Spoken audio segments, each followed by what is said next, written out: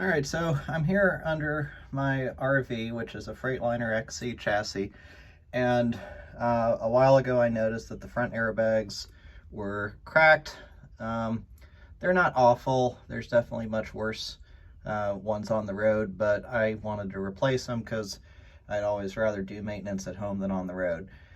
So the thing that makes this harder on the front versus the back is getting at that bottom nut there, because right here it looks like you can easily get a socket on it, but you really can't because there's not much space here, and so you can't really get under there, and you can't get a wrench on there either because it sits all the way up. I've got it part way off.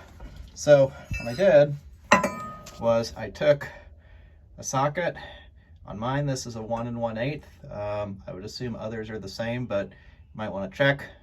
I cut the socket off, welded it onto a wrench, and fits under,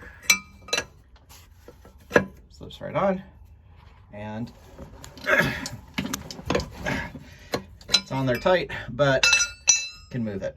The rest of the front airbags are pretty simple. You got the airline up top, and then on the other side you have the mount to the frame. But this bottom one's the hard part, so just thought I'd do a little video to show you how I did it. Some folks will say to take the whole front I-beam off. You see those big bolts that go up through the mount for the airbag. I really did not want to do that. The airbag is light, it's pretty easy to maneuver. The front suspension is heavy, it is hard to maneuver. I thought it was going to be a whole lot easier to just make a tool. So it's time to finish this job up. Hope this helps you if you are having to do the same thing yourself.